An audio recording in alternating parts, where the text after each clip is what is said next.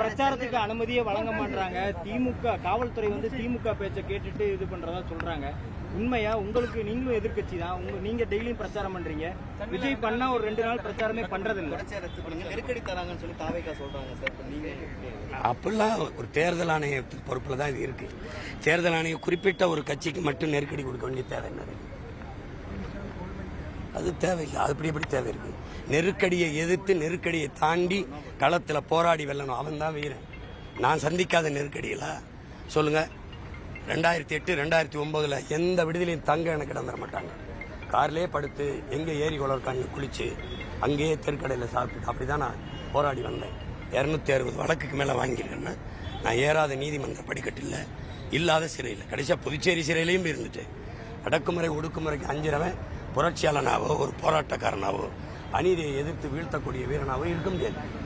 இந்த மக்களை உங்களுக்கு தெரிஞ்சுக்கிடுங்க. அறிவு பெற்றவனை போற்றும், அறம் கொண்டு கொடையளிக்கிறவனை போற்றும், வீரமும் மானமும் மிக்க வீரனை போற்றும். இது 3 ஒன்னா இருந்துச்சுன்னா ஒருத்தன்ட்ட தெய்வமாக்கி வணங்கிடும். உங்களுக்கு புரியுது? எம்ப பரம்பரை அப்படின்னு. அப்படிதான் எங்க முருகன். அப்படிதான் உங்களுக்கு புரியுது நினைக்கிறேன். அப்போ இது 3 இருக்கணும் ஒரு தலைமை பண்புக்கு வரவனுக்கு. பயப்படக்கூடாது. அடக்குமுறை என்ன அடக்குமுறை? சரி, மீறி வந்து பண்றீங்க, அனுமதி இல்லை, மீறி பண்றீங்க, என்ன பண்ணிடும்?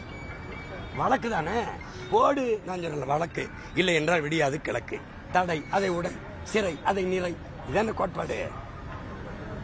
அப்புறம் பயந்தோம்னா கடைசி வரை வீட்டை விட்டு வெளியில் வர முடியாது. பரவாயில்லையா? இப்ப எனக்கு இல்லை, எனக்கு என்ன, எனக்கு நெருக்கடி இருக்குன்னா நான் என்ன பண்ணுவேன்? நான் அதை மீறி தானே வேலை செய்யறேன். தடையை மீறி தான் ஆர்ப்பாட்டம் பண்ணியிருக்கேன்.